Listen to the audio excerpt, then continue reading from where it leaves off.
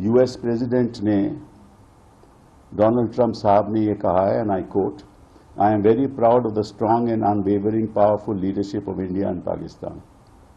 I am proud that the USA was able to help you arrive at this historic and heroic decision. While not even discussed, I am going to increase trade substantially with both of these great nations. Additionally, I will work with you both to see if after 1,000 years a solution can be arrived at concerning Kashmir. तो इस tweet पे भी बड़े सवाल उठते हैं. वो कहते हैं कि और ये उनके जो सेक्रेटरी ऑफ स्टेट हैं रूबियो साहब, उन्होंने कहा है कि भाई पिछले 48 घंटों में बातचीत होती रही. डोनाल्ड ट्रंप ने भी यही कहा है और वाइस प्रेसिडेंट वैंस ने भी उसको दोहराया है.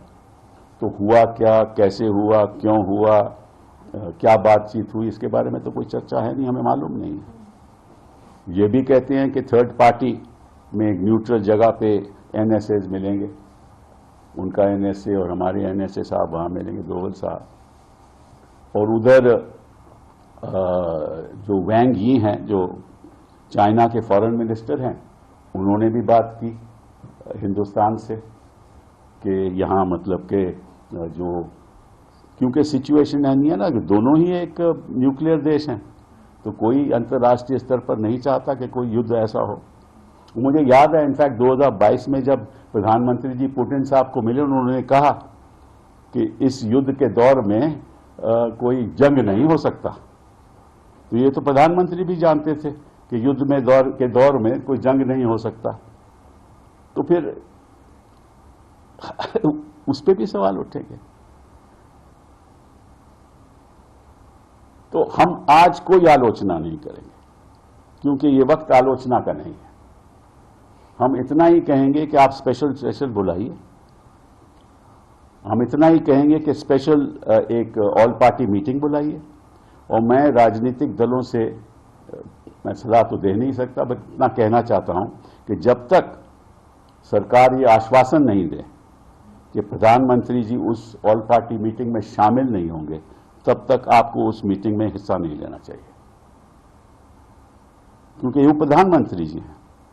इतना बड़ा जुल्म हुआ है, हमारे मासूम लोग मारे गए, और प्रधानमंत्री जो उस बैठक में पहले नहीं बैठे और अब भी नहीं बैठेंगे, तो लगता है कि उनको जवाब देने की कोई जरूरत ही नहीं है.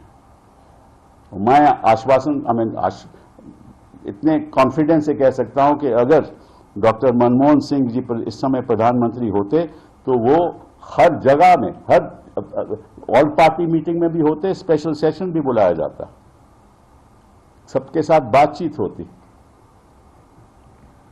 तो इन्हीं शब्दों के साथ मैं आपका धन्यवाद करना चाहता हूं और दोबारा अपनी डिफेंस सर्विसेज को सैल्यूट करना चाहता हूं.